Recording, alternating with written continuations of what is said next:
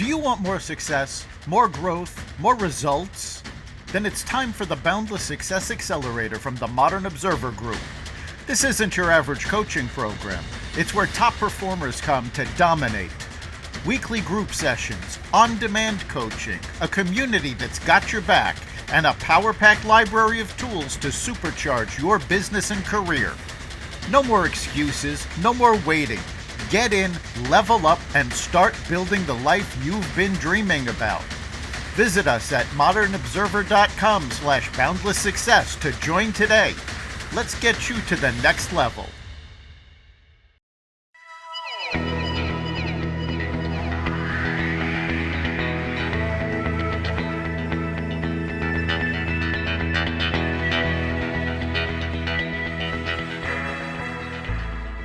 Hello, and welcome to the Success Showcase. I'm your host, Eric Lopkin with the Modern Observer Group. And with me, as always, is Chip Janiszewski from the Happiness and Success GPS. Chip, how you doing today? I'm doing great. How about you, Eric? Doing fantastic. We are coming up, I can't remember if it's this week or next week, but we are already coming up on spring ahead and heading into daylight savings time. Yep. We set them ahead this Saturday night. This Saturday night. All right. So for all of our listeners, this is a reminder to change your clocks. And,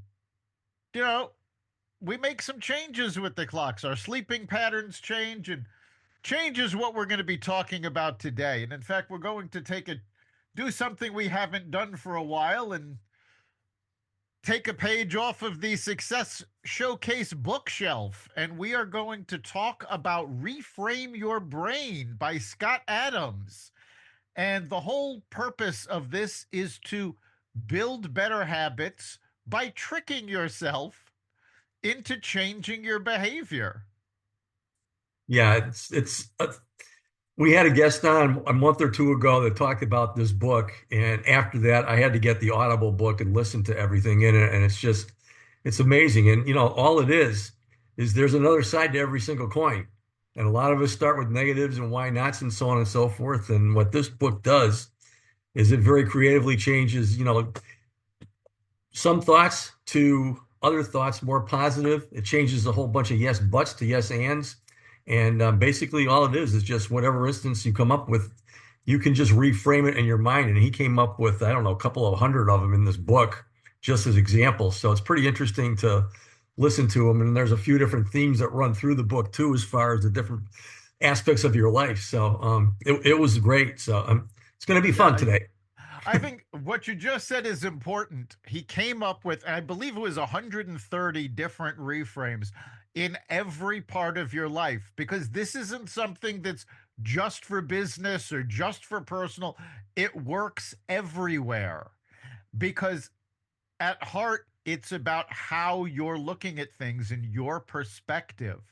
And right at the beginning, he talks about alcohol.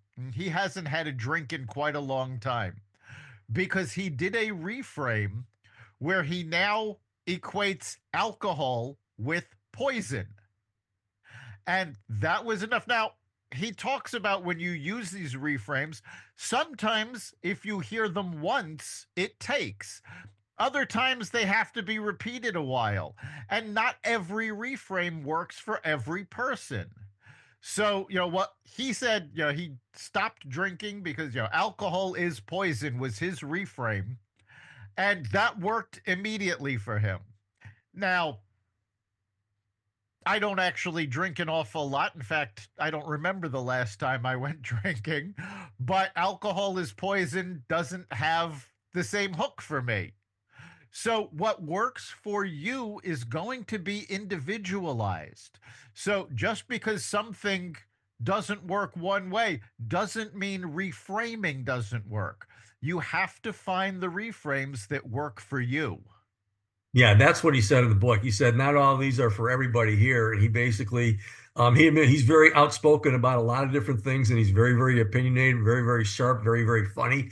And, but a lot of them do make sense. And he starts with reframing your inner well-being, some tips for doing that. and he has 10 of them right at the beginning. I'll go over a couple of them with you, but Well, hang on 1 second, because before we get into the reframes, just as a reminder for our listeners, if the name Scott Adams sounds familiar to you, but you can't place it, not only is he an author, he is the creator of the Dilbert comic strip, which for a while was the number one comic strip in newspapers. He's also had, I believe, 6 books on the bestseller list. So if you can't quite place the name, think of Dilbert, because that's where a lot of this came from. yeah, and he's very, very hardworking, rags to riches story because he works so hard. And a lot of these things that he shares really brought him through this. So as far as your inner well-being, I mean, this is you with yourself. I am my inner thoughts. The reframe on that is I am what I do. In other words, thoughts are one thing, but action is so much more powerful. And and I and love the that's next, that's yeah. so important to remember, because your inner thoughts only affect you. Nobody else knows what they are. Nobody else can see them, they might be able to influence you, but your inner thoughts are yours. Actions are what you show people. Actions can be measured, can be seen, can affect others. Your inner thoughts aren't going to affect anybody else. Why should they affect you? Actions are what matters. And that's what you should be looking at in this reframe. It's, what am I actually doing? And one of the examples he says is, people will tell you all the time, oh, what you're doing is great. But it's their actions that'll tell you if they actually like it. Are they following through with it? Are they reading your stuff? Depending on what your work is, you can tell how popular or how good it is by people's actions towards it, not necessarily what they're saying. Yeah, I mean, if you want to make a difference out there, the old Albert Schweitzer quote says, example is not the main thing in influencing people, it is the only thing. Yep. And it's all talking about action. And the logical next step, the normal thing is find yourself. And I love this one, author yourself. This is all about action. This is writing your own script for your own life and just doing things. And along that, Yeah. he says some people are good and some people are not. And he also says after that, he says we're all flawed and we're all good at different things. So, I mean, there's a nice little Ex- flow to this when you have your mind games going on. yes. That's something I have said for, oh God, at least 15 years, if not for. You, used to be big in the 70s. People would say they need to find themselves. Well, you know what? You don't find yourself, you create yourself. You are, by what you do, creating yourself every single day, by the actions you take, by how you treat people. It's, again, it goes back to the first, it builds on the first reframe about action. As you take actions in your life, you are creating who you are. And the more you do these actions, the more they take, the more it becomes your character and it becomes who you are. So you don't find yourself, you create yourself. Oh yeah, absolutely. And the other ones, as far as our own self insecurities and so on and so forth, one of them says everyone is thinking about me. Everybody's worried about their image with other people. When the bottom line is, I've used the old courtroom in your mind example. The bottom line is, you are only a bit player in their movie because they're the main character. And the bottom line is they may or may not be thinking about you. Most likely they're not. And then the next one says, my feelings are the result of my situation, which is absolutely wrong too, because what he says, and this is absolutely true, how I feel is my choice. And we talk about that Exa- all the time. yes, we've talked about the importance of taking that breath, not, responding, not reacting. And that's what that is all about. Your situation does not control you. And by saying, I am controlled by my situation, or my emotions are controlled by your situation, you are handing over control of yourself essentially to the ether or to, everybody in a matter of speaking. You control what you do, you control what you feel. And the more you work on that, and this is something he actually disagrees with, that, I had this problem with the book where he talks about later on in the book how there's no such thing as willpower. There definitely is willpower, but willpower is a muscle. And if you don't use it, you lose it. So you actually have to use your willpower and say, no, you know what? I don't need to react to this. I can take a moment, I can examine it, and I can respond when I'm ready. Yeah, absolutely. And the person who wrote this analysis uh, basically had a few themes as far as what he thought that the book was talking about, and I agree with these. Basically, there's four bullet points that they put there that this book is all about. And number one is focusing on what you can do and control. And number two, the world is not black and white. Number three, as we alluded to, you are a small part in a big picture. And then number four, very, very important, present moment, everything is temporary. These are four bullet points that he puts in there. And if you keep this in mind, obviously, all of our reframes and all of our challenges and so forth are going to be different. But if you keep these in mind, these are great, great guides. Yeah, those are the overall themes of the book, and they are important. And very often we don't realize the reality that our thoughts are creating.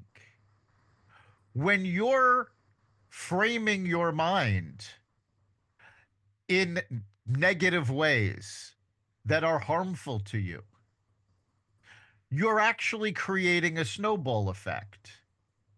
Because when you're thinking negatively, you you attract negativity, which then makes you think more negatively and attracts more negativity, and it just snowballs. And very often you don't have to look at something as a positive or a negative, but when you reframe it, it changes your outlook. And later on in the book, when he's talking about yourself and diets and your self image, he uses one reframe that I absolutely love. It says, "Food is fuel, or food is entertainment." Now, how many people, if it's not you, it's somebody you know, has gotten all stressed out by the way they look, by how much they weigh. And what happens is, especially with most diets, you start thinking, "Oh, well, this is a bad food. This is a good food." But when you crave the bad food, which we all do from time to time, by thinking of it as bad, you create stress for yourself because you're saying, "Well, I know it's bad. I'm doing it anyway. That makes me bad." And that increases your stress. Well, what happens when your stress increases? Your body produces cortisol, which actually holds on to more of your weight and creates more stress. And again, that snowball happens. So instead of looking at some foods as bad and looking at them as entertainment, you're acknowledging that, yes, there's no nutritional value in this or very little. You're eating it because you're enjoying it. And yes, there are consequences to it, but you've said you're okay with that by making the decision to have it. So by reframing your mind on how you're looking at something potentially negative, you're reducing your own stress. And when you reduce the stress, it becomes easier to reframe your mind and to look at things either neutrally or positively, depending on what it is. So that's one of the benefits of reframing your brain, because you're actually reducing your stress by making these determinations that make it easier for you to go through life doing what's good for you by, again, by reframing it. And one very important point that he starts the book out with, and I know I'm jumping around a lot, I tend to do that. Um, but he starts out saying one of the important parts of his reframes is they don't actually have to be true. You need to believe in them, but there doesn't actually have to be any truth to them. You know, whether you believe alcohol is poison or not, you know, yes, there have been numerous studies that have said yes, in limited amounts alcohol can be beneficial. Using too much of it, it can be detrimental. So it's not an either or, it's poison or it's good for you. It's a little of both. So alcohol is poison is not necessarily true. But if you're trying to stop drinking, your belief in alcohol is poison is what matters. Yeah, absolutely. I mean, the bottom line is you hit the nail on the head as far as belief goes. And there is no checklist out there. And this is what this book is all about that tells you this is the way you got to do it. This point by point by point by point. Because what this is it's a book of opposites and reframes.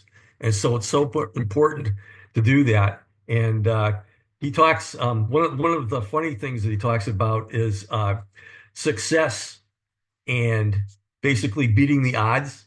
And he uses the Star Wars, he said in Star Wars, Han Solo flies into an asteroid field to evade enemy spaceships. When his loyal robot C-3PO reminds him that the chances of making it through are 3,270 to 1, Hans only says, "Never tell me the odds." Now, obviously, we saw the movie, so sure enough, they managed to escape.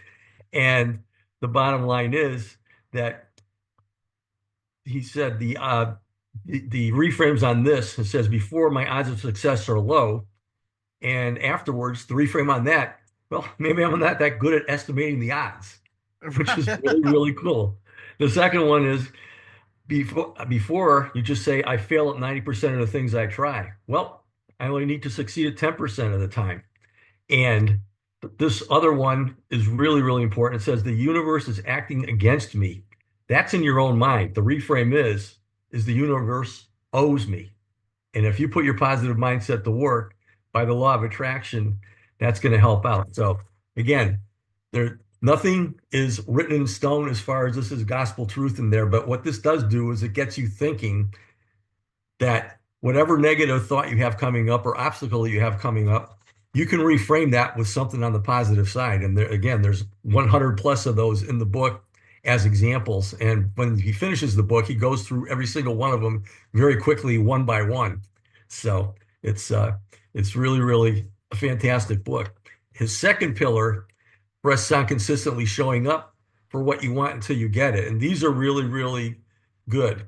He says before manage your time, the reframe on that is manage your energy.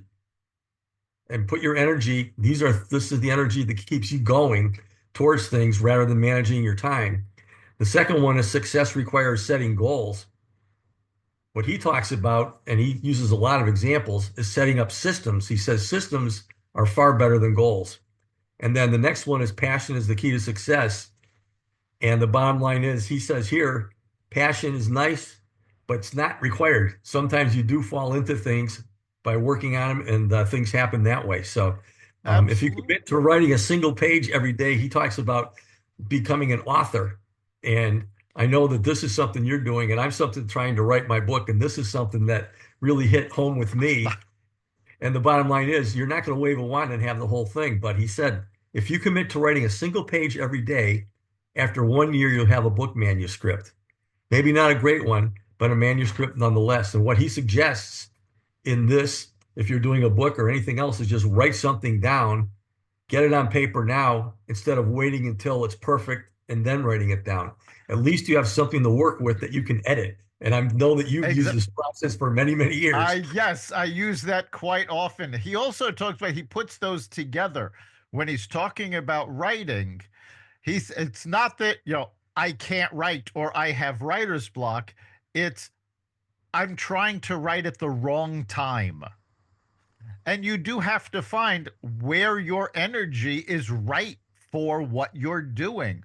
We've talked about that on a lot of podcasts. Now, when he was talking about the odds, I was trying to find a graphic I have to check the numbers because I can't remember them off the top of my head. But I actually have a calculation that says, what are the odds that you would even be here? And it's something like 10 to the 27th power, against had to happen. You know, your great grandparents had to meet. They had to have kids. Those kids had to find people. And, going all the way down, the odds on any of us being here is astronomical. So the reframe that I've always liked to use someone says the odds are against me, it's like the odds are always against us. And you know what? We've beaten them just by being here. So the odds don't really matter. And the other, he talks about, I fail 90% of the time. Well, I only have to succeed 10% of the time. I always go back to baseball. If you bat 300, which is you're hitting 30% of the time, you're in the Hall of Fame. Okay. So 30% success rate puts you above 95% of the other people in your field. So if you can succeed 10%, 15% of the time, you're doing fantastic. Nobody has to succeed every time. And the fact of the matter is, nobody does. Even the most profitable businesses in the world fail more than they succeed. Take a look at Google. Do you remember Google Wave? Probably not, because it was a massive failure. Google Plus, which has gone by the wayside, their social media platform, again, complete failure, gone. Apple, again, one of the most successful companies on the planet. Who remembers the Apple Lisa, the Apple Cube, the Apple Newton? Now, I have to say, I still have my Apple Newton. I loved that, but it was a complete failure. Everybody fails. Take a look at your favorite movie star. Sure, you can rattle off the names of all of the amazing movies they've done. Now go to IMDb and look up their entire filmography and take a look at how much garbage they were in. Yeah, not to mention how many times they probably tried to get into movies in the first place and got rejected. Right. So, um, it's so important to stay focused. He talks a lot about he advocates for constant learning, skill stacking, and letting the universe surprise you. And what he talks about, one of them says, focus on being excellent. This is the before. Focus on being excellent at a skill that has commercial value. Now, the after is putting it into action. He says, afterwards, acquire skills that work well together and make you rare and flexible at the same time. And he uses examples in there as far as employees who, by being able to work with people and use their skills, climb the ladder super quick, much better than the sharpest guy in there, just because of the way that they approach that and their ability to work together with other people. And before it says learn what you need, and what he's saying is learn continuously, especially skills that work well together. These include social skills, working well in whatever you're doing, as opposed to just walking in with the basic knowledge and say, okay, I'm here. I can just go punch my clock every day and do well. And the bottom line is if you use these two working together, that makes you rare and flexible at the same time, you're going to advance very, very quickly. And he uses examples of that too. And then if you're learning continuously, especially skills that work well together, the same thing is going to happen. You're going to develop wonderful relationships that are going to last for a long, long time. So it's so important to really, again, one of the things was is author your life. And this is what it's all about. Right. And he also uses a reframe to help motivate you to keep learning, to make new connections. And the reframe was about your what your job is. And we all have a definition of what our job is, but he said reframe that. Your job is to get a better job. So, how do you do that? Well, first of all, you do your job very well. You build new skills. You stack those skills together so they're transferable. You make new connections. These are all things we've talked about in the past, but I love the way that he sums it up by saying your job is to get a better job. Yeah. And I mean, at the end of the book, yeah, his third lesson here is we got a lot of reframes in his book, but once you get good at this, you can create your own reframes for any situation. And he has 5 simple rules that work for everybody here. The bottom line is these 5 simple rules. Number one is reframes don't need to be true or even logical. Again, it all depends upon who you are. Number two, they only need to work. So they don't have to be true or logical. They just need to work. Number three, you can quickly test reframes in your mind and your body. And the next one is a reframe approaches a topic from a new perspective. And perspective is the huge word. It's how you look at things, and you have to have an open mind with that. And the next one is if the reframe creates an advantage, keep it.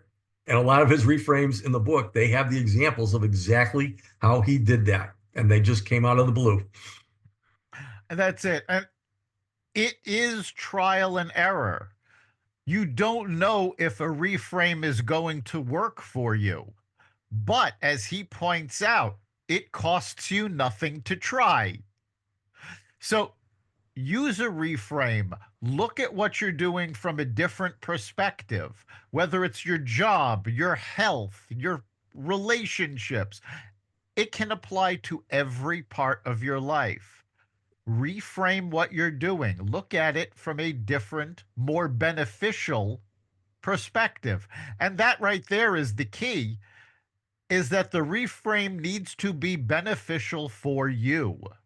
Doesn't have to be beneficial for anybody else. It has to be personal.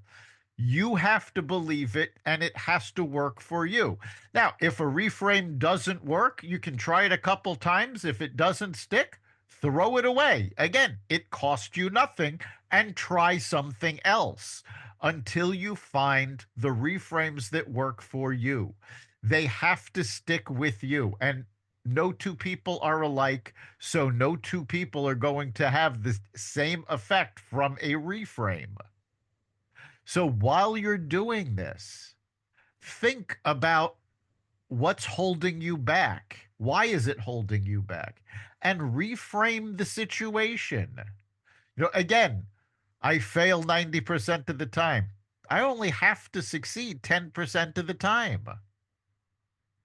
When you think about these things, and a lot of it is simply comparing yourself to yourself rather than trying to keep up with the Joneses, or creating these immense goals that aren't possible and measuring yourself against that. You know, you need to understand how you work. This is something we've talked about over and over again. And when you find the reframes that give you that advantage, run with it. Take that advantage. And again, your job is to find a better job. Just like you have to be yourself, but being yourself means constantly improving who you are. And that doesn't come from waiting around to find who you are. You create yourself. You create who you are. You create the job you have. You create the life you lead. And that's what reframing is all about. So we are just about at the end of our time. So, Chip, what do you think is the big takeaway from this week? Well, I love the title, Reframe Your Brain. Obviously, that says a lot there. But one of the very first ones, author yourself. You are the one to write your life story. And if you can question the list of different things that you're supposed to do, as opposed to thinking about things and trying some of these reframes so that you can basically find a new job or do a better job with yourself. That's really what this whole thing is about. So, I mean, question everything and you're going to come up with answers. And again, it says that they're not all going to work and so on and so forth. And you're going to create new ones yourself. And if it does work, keep it. If it creates an advantage, keep it and build upon it. This book is an example of how that's done. So, um, again, I'm so glad that I read that book and I highly recommend it. It's a great audible to listen to too, because obviously he's very, very entertaining when he's doing that. So, Yes, it is a great book to listen to. And I think for me, the big takeaway is that you create your own life. You build who you are. And if something doesn't work, try something else. It costs nothing to try. So there's no reason for you to say, oh, well, this is who I am. I can't do anything about it. Really? Have you tried? Costs you nothing. If it doesn't work, try something else. Keep trying, keep improving, keep listening, and you keep building a better you. You've been listening to the Success Showcase. You can catch every episode at xvadio.com, the Apple Podcast app, YouTube, Rumble, Spotify, iHeartRadio, Audible, Amazon Music, and wherever you find podcasts. Remember, make this your best week ever and make next week even better. We'll see you then.